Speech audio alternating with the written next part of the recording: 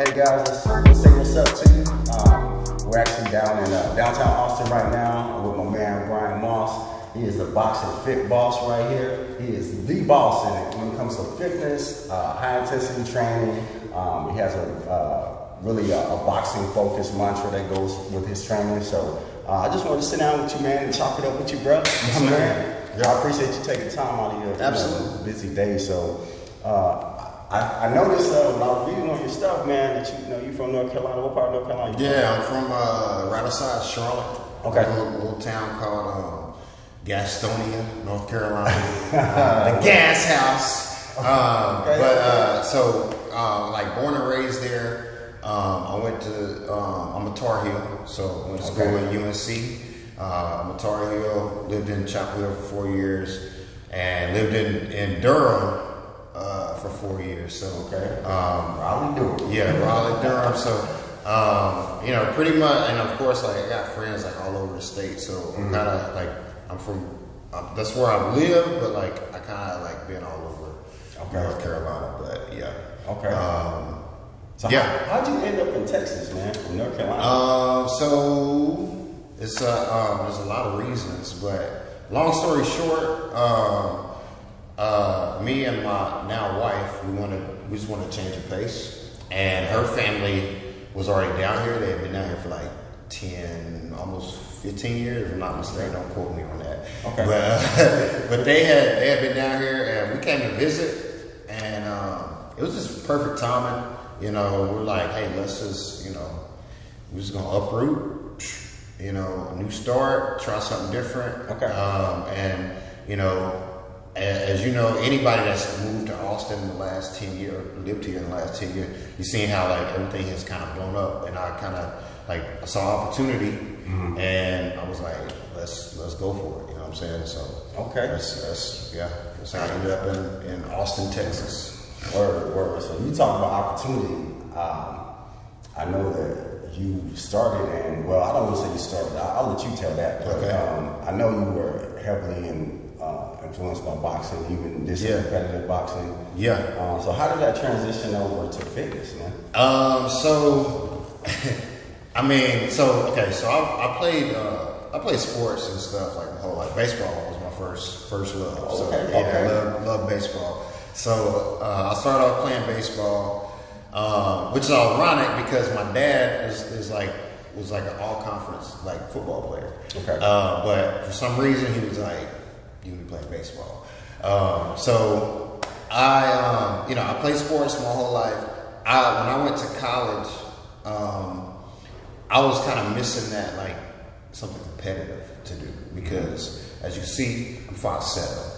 And coming out of high school, 140 pounds, dripping wet. Yeah. You not stepping on the D1 football field. And I mean, maybe you got a couple of them that can do. I was not that. Yeah, that wasn't gonna be me. You know what I'm saying? I'm like, nah, we're gonna do something else. So I didn't want to play football. I came across a flyer in the bathroom or something in the cafeteria. It's like try out for Carolina boxing. And I'm like, that sounds pretty decent. Like, I can get back into shape, good shape and fight, fight. And people are like my size, let's do this. You know what I'm saying?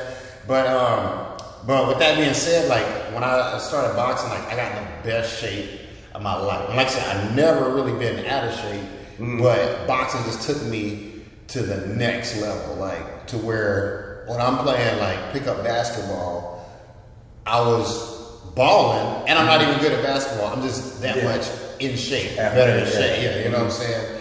And and the athleticism just gets cranked up a notch because if you don't get tired, you literally don't get tired on the basketball court, then you can do a lot more. But yeah, so after I graduated, I became a personal trainer, and it was just a natural, it just made sense to me. It's like, okay, you got the best shape of your life, boxing. Why not translate that, and implement that with your clients? You know what I'm saying? And also, I found it's a great stress reliever. So a lot of people, in high stress jobs, which is like almost every job now. You know, like I found like it was a perfect way for people to come in and like let off some steam. You know what I'm saying? So like I said, it was just a natural progression for me to be like, hey, like put these gloves on. You know, we're gonna either end the workout with this or start it with this or whatever. Like, you know, so yeah. And that's funny, man, because you talk about good stress reliever. I know for me, when we did it the other day, it was a great stress reliever until I started getting tired. Right. You got, hey, it's gonna take that steam off of you real quick. Yeah, man. But I could see why people would want to gravitate towards something like that, because when you take into boxing, like, I mean, you know, people don't want to fight. Like a real fight. They like the idea of fighting, right? Everybody likes the idea of fighting, you know, punching something that won't punch you back. So I think it takes away from the whole, people that don't like to exercise, it kind of takes away the exercise component. Yeah, so I can see where, you know, people will gravitate towards that. Well, with that, like, I try to, and I tell people all the time, like, you got to find something that you like doing. You know, you gotta, and for me, it's boxing. I mean, I like working out. So, and I imagine you do too. We're rare. Like, you know what I'm saying? That's not everybody. As personal trainers, we understand that. You know, but my thing is, it's like, okay, you can still like get some great like activity, daily activity by doing other things, gardening, walking. Like, you know, there's tons of, you know, I don't know, stuff, hula hoop. Like roller skating, that's exactly. Roller skating, and like literally, like there's all these different things, but you want to have something where it doesn't feel like a chore. And that's what I tell all my clients that, like, you don't, like, you got to find something that doesn't feel like a chore and doesn't necessarily feel like working out. Now you still got to have, like, I would still say, like, you know, 1 or 2 structured workouts where you're working on, okay, is my form good on these squats? Because that's a functional movement. You know, if you're getting groceries, you know, out of the back of the car or whatever, you're picking them off the ground. Like, you want to make sure that you're doing it right and you're not going to pull your back. So I still think you should have some structured workouts. But if you're working out or doing daily activity 5-6 days a week, those other 3 to 4 days, it should be something just fun that you like to do. Get your heart rate up. And get your blood circulating. So and for me, it's boxing, and it's not a chore for me. A lot of people too, it's not a chore because you kind of get lost in it.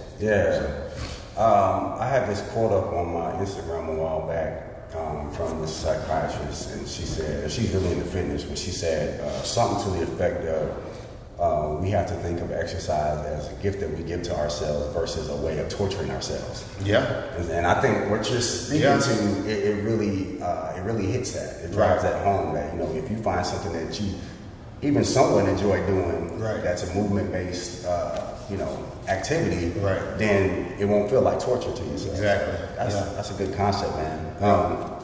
So, I mean, aside from the obvious, what separates your boxing focused HIIT training with, like, say, a regular quote unquote workout or regular training session? I mean,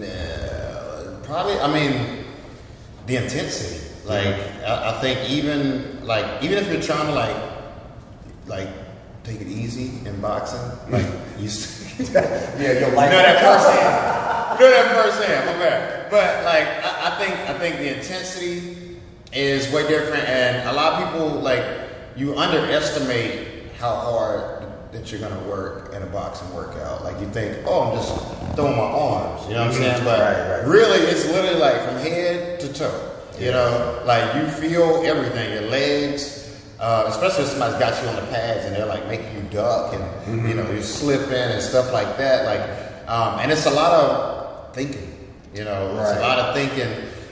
In boxing in general as a sport, but also like with my workouts, like I'm gonna have you thinking about like the punches that you're gonna throw. We're gonna do drills where you're reacting to punches coming at you.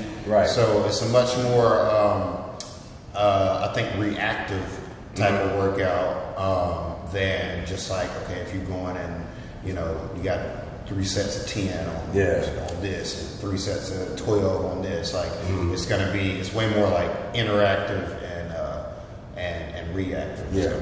You notice, what I noticed when we were working out was that it was a lot more cerebral for me. That's exactly, Because I can go in the weight room and I can just get it. Right. I can get after it. Now, we talked about mindfulness and being aware of where your body's at, being in tune with your body during the workout, right? Yeah. That's one thing. But then when I'm actually doing the boxing workout, I'm really focusing on form as well. Right. So, you can look at the video, say I was jacking stuff up. Right. But that's the kind of beauty of it too. Is like, okay, so you got to think about like what keeps you young, right? Mm-hmm. What keeps you young? Movement, right? Mm-hmm. Like just moving around, staying moving, eating healthy, and learning new skills. So if you're learning a new skill, then you're working on your basically your neuroactivity and your brain plasticity. All right. So when you're working on that, like your brain, like as you get older, your brain starts to kind of harden, and you get. That's why they say like old folks are stuck in their ways.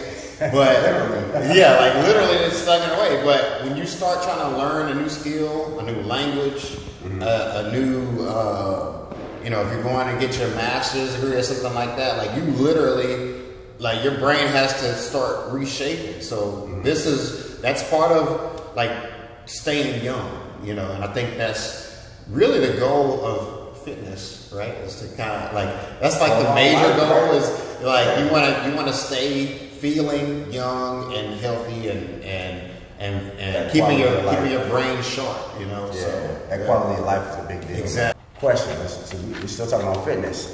So the fitness industry is starting to move towards online, right? Especially with the pandemic hitting, a lot of trainers moved online, and that's really the trend. It was kind of starting to happen before COVID, but then COVID kind of catapulted it. Right. So, in terms of, as far as being a trainer, what are your thoughts on that movement, that shift?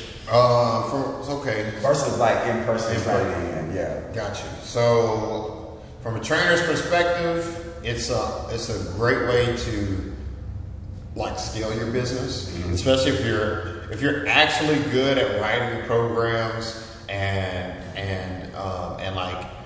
checking in with people and having accountability. Then it's a really good way because there's only so many hours in a day for trainers, and we work. I mean, as a full-time trainer, there's sometimes I'm up at 4 to get to the gym by 5, and then I may have a break.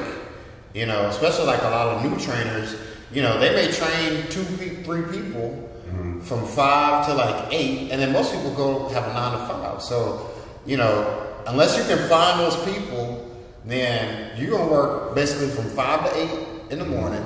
You may have 1 or 2 sprinkled throughout that 9 to 5 time, and you're gonna be 5 to 8 at night. So that's what is that? That's like a 15, 16, 17 hour day by the time you get home, and you know what I'm saying? So for trainers, it's an awesome like new way that it's picking up, and it can be beneficial. I got a couple of people that do it. I'm actually trying to do a little bit more than that, but I also like there's nothing better to me than in person, and especially with what I do, it's kind of hard to teach boxing virtually, you know what I'm saying? If it's somebody that wants to, they just want to lose weight, or if they want to gain muscle or something, that's something different. But, there's nothing like being face to face and building rapport, building relationships with people. Yeah. I think is and that's one thing I really like about trainers, not just I get to work people out and torture people. I do kind of like that a little bit, but edit that out. But really, it's my clients become my friends. They really, really do. I go and support them at their event. I had a client that had a art and music event. I went to that. Okay. I had one client that we took I went to him with his bachelor party. Okay. Went to Cancun.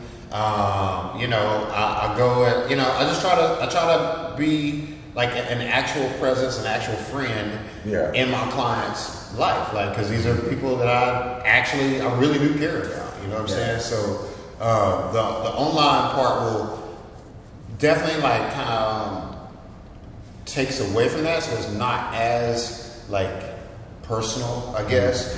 But if you're one of those people like you just need like, hey, like tell me what to do, like, and check on me once a week, and like you can actually do it on your own. That's it's a great tool. Like, and it's not something to be overlooked, especially if you can find somebody that you trust. You know, Yeah. so The key is definitely to have inspired and self-motivated people. right, yeah. So I'm your average Joe. Okay. Right. I'm slightly motivated. Right. I want to get rid of my gut or whatever. I know a little bit about fitness, exercise, working out. But why should I get a trainer? You should get a trainer because everybody needs a coach. Okay. There's somebody actually. So a client actually taught me this, and it's a martial arts like, I don't know what you would call it, but it's a concept they teach in martial arts. Okay. So you always want to have a +1, Okay. a -1, and an equal, right? Mm-hmm. So your +1 is somebody that's above you.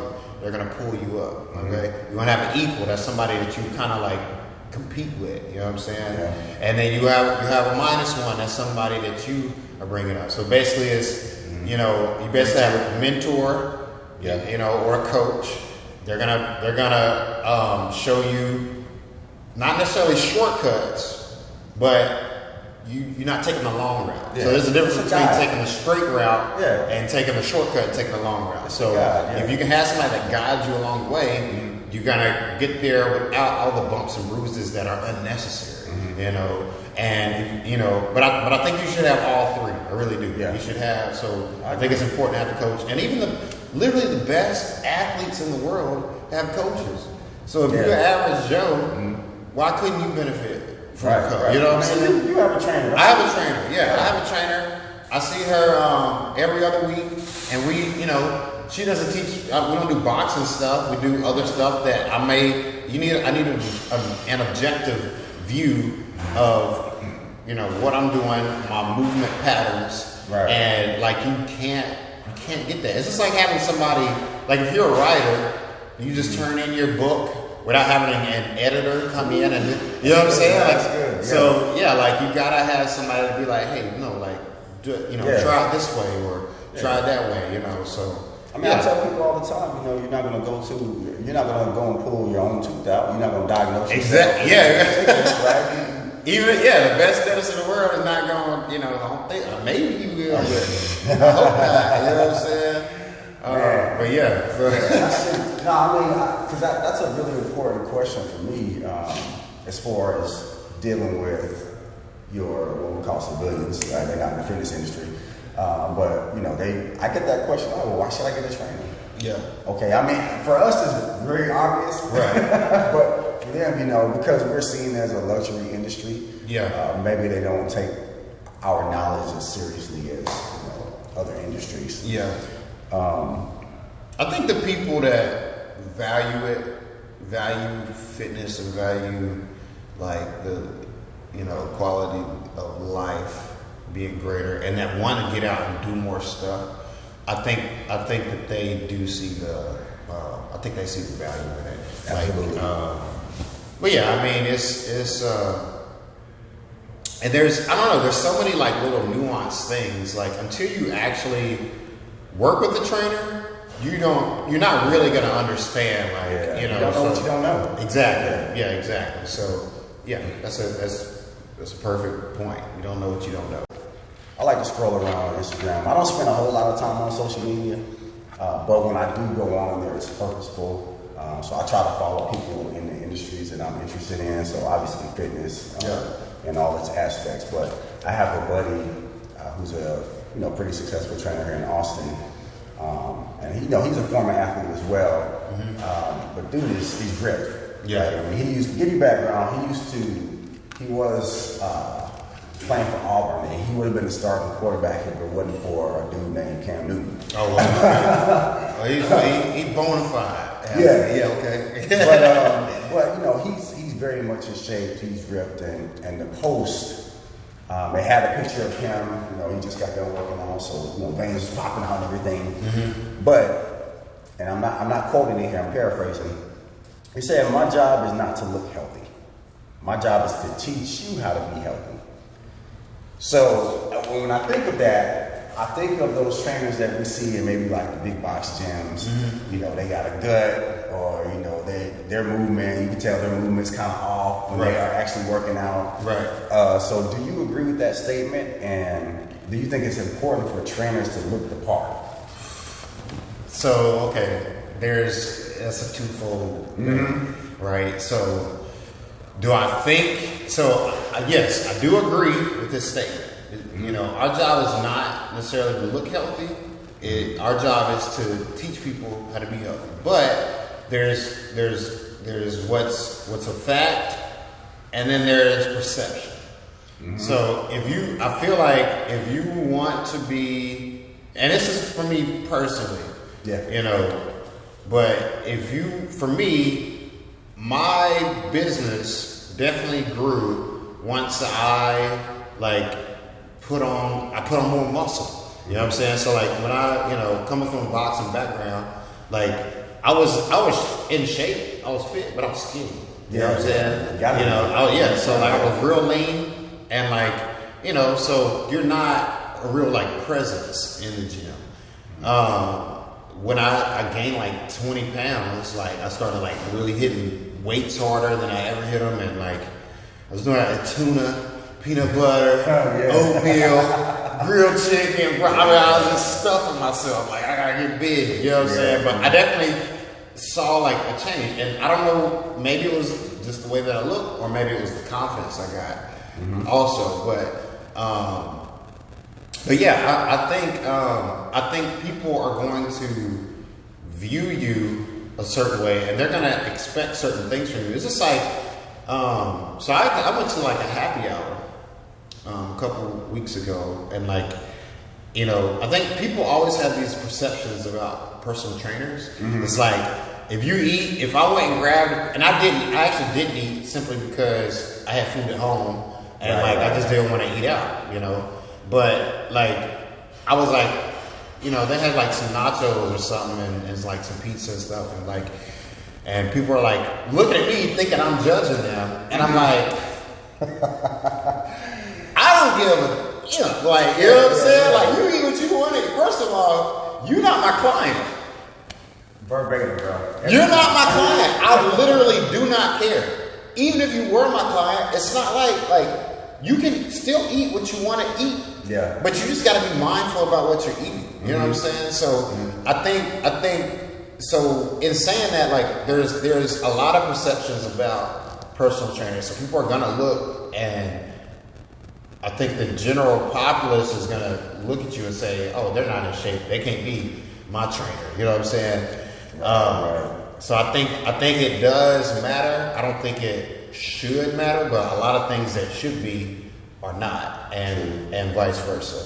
Now, on the other hand, I know some great trainers that are not in, you know, the great. They don't look like athletes. We'll put it like that. Right. Like, me too. yeah. So I know some, but as far as coaching you how to move your body and get rid of pain and working on your posture and stuff like that, they can bury any other trainer I know, including myself. Like, every time I converse with them or whatever, I learn something, because they know the human body, and they know how to fix the body. You know what I'm saying? So, and there's, like, you're right. There are different disciplines within the fitness industry, right? Different niches that we all ascribe to. So, I think understanding that, one, there's the aspect of the image But then there's also the head knowledge in there. That's what separates a lot of trainers, is that a lot of them really invest up here, right, in the art of coaching, right, but also the understanding the body, right. So they're not always going to look like world-class athletes, and more often than not, they're probably not going to look like that, right. I think. So I understand that what you're saying, but one of the things that I also take into account is that I consider myself an ambassador. Right, for healthy living, for longevity, for quality of life, for mindfulness, all of that stuff, right? Right. So I think there's an inherent responsibility as an ambassador for us to be the example, right? Set the precedent, just like a pastor, right? Right. The pastor is in the pulpit preaching the word of God. You expect him to live out what he's saying, right? Right. Right. So I attribute the same thing to being in the fitness industry as a trainer, a coach, or whatnot. Right. So, that's just my thoughts. No, I mean, like I said, it's like a double-edged sword. I definitely see both sides, obviously, like for me, I feel that same way too. Like, you know, I feel like you should practice what you preach. Like, you know, and with me knowing that people are gonna be looking at me like, oh, personal trainer, like that does kind of like keep me kind of like in a certain like boundary, I guess, so to speak. Yeah. But also like I'm just kind of like naturally like that. So I don't necessarily have to like, you know, for me, I don't necessarily have to think about it too much, you know. Now am I gonna go out and like, you know, part of binge drink down on 6th Street, you know, probably not, for multiple reasons.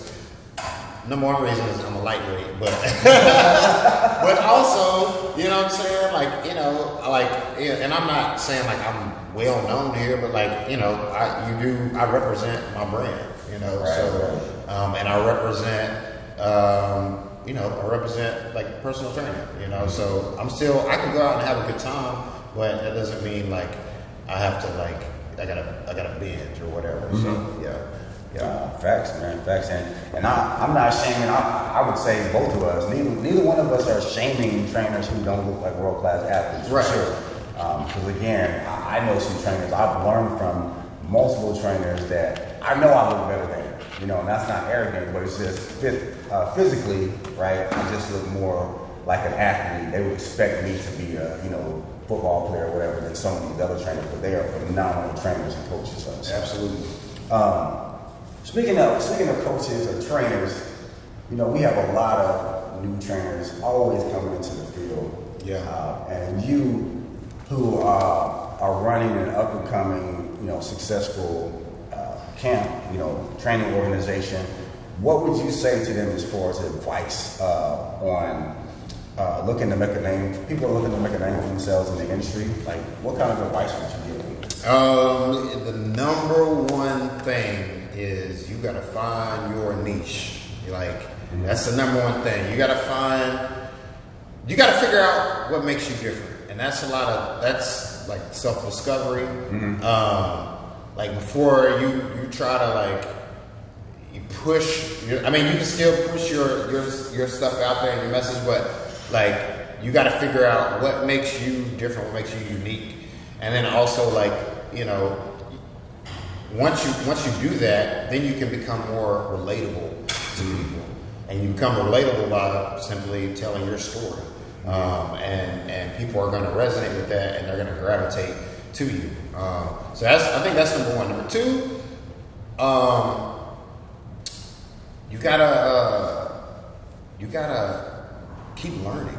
You know what I'm saying? Like, you know, whether it's in the realms of learning more like nutrition, learning corrective exercise, different like techniques, or learning from different schools of thought. You know, learning about different like not disabilities, but like different ailments that other people may have. You know what I'm saying? And how to alleviate that. Like, you want to constantly like be learning. And I think, and then don't let me forget. learn the business side too. So, I'm like, how long have you got that? So like that, and that's one thing. Like I actually, when I first started, I was focused. Like I learned all these exercises, and people are just gonna fall in my lap. It don't work like that. Like you gotta learn the marketing, and you gotta learn business, and coming up with packages and you got to learn all aspects. And the thing is, it's kind of like, to me, I believe in like wave energy. So like everything comes in waves, right? So like you may have like a season where it's like, okay, you actually have some clients, you know what I'm saying? Yeah. But then you may have you got downtime. So this business is very seasonal. Like, so in those downtimes, that's when you start really diving into the books and trying to really learn. You should be doing that all the time. But like, if you're not like really, really busy working, then don't get discouraged. Take that as an opportunity to really dive into, learning what you can during that time and then implement it. Like, that's another thing. Don't learn and apply as you go. Like, don't just try to read the whole book and then read a chapter, go apply the chapter. Gotcha. Read a page. If you only got time to read a page, go apply that page. You know what I'm saying? Yeah. Like, and a lot of times, like certain books, I got a book called Book Yourself Solid. Okay. It's a really good book. I don't think I read the whole thing, so I probably need to revisit it. But a lot of these books they'll have exercises in them. And they'll say, you finish a chapter, like, okay, now I need you to write down 10 ways that you whatever, right? And then what do? You flip the page and keep reading. Yeah, you don't. You gotta do the work. Like, do the work. It's not just there just for you to absorb it into your brain. It's not.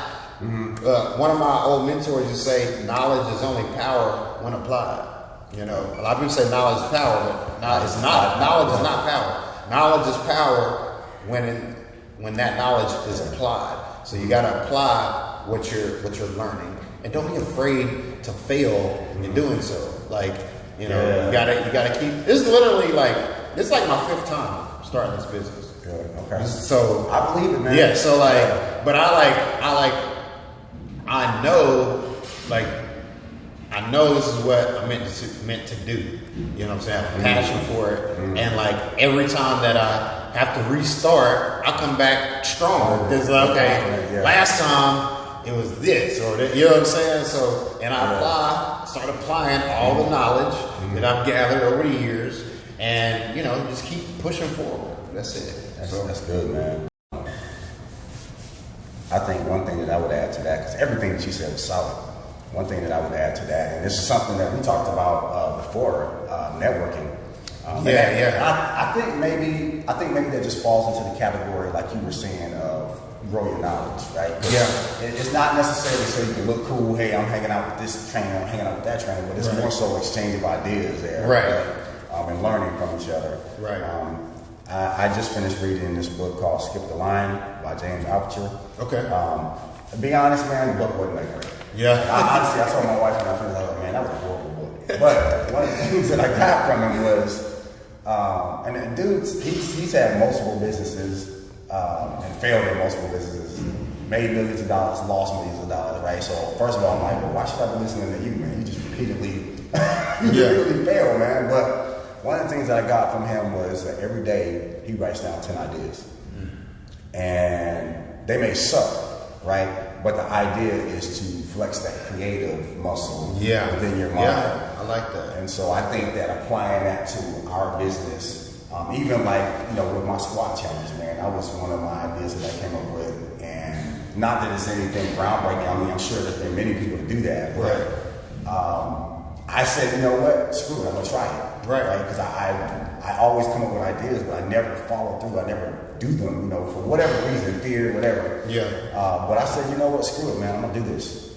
And dude, the response was crazy. I still have people. I have a good friend of mine. She's a psychologist, but she she hit me up yesterday. I was like, hey, y'all still doing that squat challenge? Right. I want to jump in. I'm like, girl, we up to like week 6 now. We doing 70 squats today. You just gonna jump right in? You're gonna jump in. Yeah. Well, she was like, we in there. Yeah, she was like, I ain't scared. Let's go. I'm like, okay, well, hey, you know. But it's just the fact that just flexing that creative muscle, and like you said, and applying that stuff. Man. You gotta apply it. I'm telling you, like that is a game changer. Like you cannot. It's something called analysis paralysis. Yeah. So you basically, if you're an overthinker, which I can be, I'm kind of broken away from that. But like you basically think about something so much from so many different angles, and then you know what I'm saying. You basically like you become paralyzed. Like you analyze the situation or the idea or the concept so much that you don't do anything. Like, and you can't, like, you know, ideas are cheap. Yeah. Action is what gets results. And, you know, and whether those results are, you know, losing weight, gaining muscle, gaining profit. You know, everybody wants more profit, right? You know what I'm saying? Or getting the girl that you want. You know what I'm saying? Now some people get chose, like me. You know what I'm saying? But 9 times out of 10, you gotta go talk to that girl. You know what I'm saying? Like she's not gonna approach you. You gotta, you know. So whatever it is, and even on the flip side of that, like you know, like for the ladies, like you know, if you, I'm not saying you have to like approach the guy, but you gotta be. And y'all know how to do this. I'm not. I know how, but y'all put yourselves where this gentleman is gonna be. You know what I'm saying? Like you kind of figure out he'd be over here. So then you kind of coincidentally cross paths. You know what I'm saying? But you know, if you're sitting in the house all day or whatever, like, and you're not meeting people, you're not, you know, doing whatever, like it's gonna be hard for you to get anything going. And that's with anything. You know what I'm saying? Man. Hey, scripture says what? He who desires friends must show himself friendly. Yeah. Right? So, yeah, that resonates with me, man, what you said. I got one last question for you. What's happening? All right. So this is a personal one. Okay. Okay, so you're on a road trip cross country. Okay. Okay. This is gonna be a good one. You got 3 people. Okay. In the ride with you. It can't be family. It can't be a personal friend or somebody that you're already good friends with. And it can be anybody alive or dead. Alive or dead. Who you taking on this road trip with you? Road trip. Dang. Okay, this is a good one.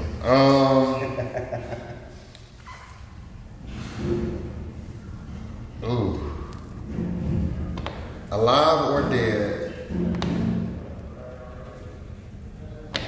Oh, you okay? You know, I'm a boxing fan, not just code fan. I gotta holler at my man Muhammad Ali. All right, bring him in the car with me. For one, he gonna keep the conversation going. Oh yeah, and he gonna be talking cash money the whole time. All right, so I gotta bring Ali with me. I gotta bring who else I want to bring? I'm trying to. Oh, I gotta bring Neil deGrasse Tyson. Ooh, okay. I gotta bring him in there with me because he gonna say something just gonna blow everybody's mind and view. Everybody gonna be like, dang. I really like the way that he breaks down science. So like he makes it. You can tell that dude is. I mean, he's probably 3, 4, 5 times smarter than the average person, but he's grounded. You know what I'm saying? He's just gonna talk to you. Oh yeah, you just. Then the moon and this he's gonna explain it to you like, you know, like a regular person. So yeah, him, and then let me see. Well, I gotta think of one else. You gotta put a comedian in the car, so we're gonna go with Dave Chappelle. Gotta have a comedian. That's exactly what I was thinking of. We gotta bring Dave. We gotta bring Dave. Bring Dave in the car with me. That's a fun road trip right there. Oh yeah, we in there. I'm gonna have a vlog set up, you know, so y'all can Y'all can check us out. You run out of memory on that phone before you get. I know, right? Yeah. Yeah. So much good stuff, man. Yeah. Well, hey, man, I really appreciate you sitting down and talking to me again. It was very enlightening. Even for me, man, I learned a lot of stuff off of our conversation, man. And I hope that our viewers learn something too, even if it doesn't have anything to do with fitness, right? Because this stuff you can carry into life as well. That's a main point that I try to drive home to my clients. Is like, are we working out? Yes, but the concepts that I'm conveying to you, these are life lessons. You know what I'm saying? And that's why, like I said, I played baseball and football and stuff my whole life, but really, like, boxing is what flipped that switch for me, and was like I learned stuff in that ring that will always be with me, because like it was literally like life or death, like you know what I'm saying, like you're fighting. So like the things, it's not necessarily stuff that I never learned, but like it became real once I was in there. So like that's why boxing is like close to my heart, and like I always like advocate and like try to like introduce people to that, and also like the life lessons that came with it. You know, like I said, it ain't just about fitness. Exactly. You know, this is about changing your life, impacting your life in a positive way, so that you can go out and spread the good. You know, that's right. Hey guys, you can follow him on IG, follow him on Facebook, you follow him on YouTube, Boxing Fit Boss. Also, he has a website, boxingfitboss.com, so go check him out. Especially if you're looking for something new to get your regimen going again, or even just a new skill, a new something to learn in your life. Check this man out. He knows what he's talking about, y'all. But we'll talk to you all later. Love you. Peace.